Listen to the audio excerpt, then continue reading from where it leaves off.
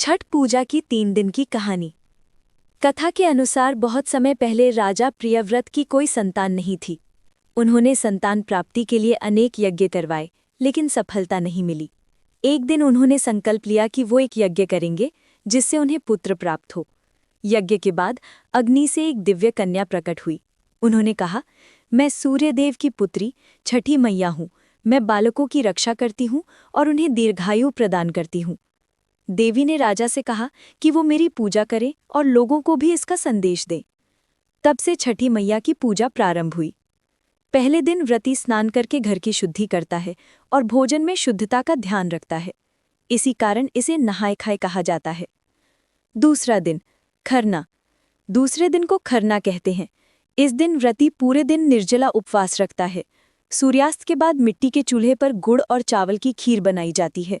उसके साथ रोटी और केले का प्रसाद बनाकर छठी मैया को अर्पित किया जाता है। फिर व्रती ये प्रसाद ग्रहण करता है और उसके बाद ही दूसरे लोग खाते हैं।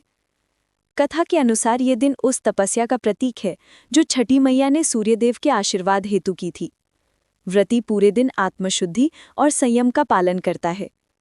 तीसरा दिन संध्या अर्घ्य। तीसरे दिन शाम को व्रती परिवार और समाज के साथ नदी, तालाब या गंगा घाट पर जाता है। सूर्यदेव को डूबते सूर्य का अर्घ्य दिया जाता है। यह सूर्य को धन्यवाद देने और परिवार की सुख समृद्धि की प्रार्थना करने का दिन होता है। कथा के अनुसार जब कर्ण महाभारत का महान योद्धा था, तब वे सूर्यदेव की पूजा करते थे, तब वे भी अर्घ्य देते थे। कहा जाता है कि छठ व्रत का पालन करने से सूर्य की कृपा से संतान, सुख, स्वास्थ्य और समृद्धि प्राप्त होती है। चौथा दिन सुबह सुबह उगते सूर्य को अर्घ्य दिया जाता है। इस समय व्रती छठी मैया से अपने परिवार की रक्षा और जीवन में खुशियां मांगता है। अर्घ्य देने के बाद व्रत तोड़ा जाता है, जिसे पारण कहा जाता है। पारण के समय ठेकुआ, चना और फल का प्रसाद खाया जाता है। कथा पसंद आई हो तो चैनल को लाइक, शेयर, सब्सक्राइब जरूर करें।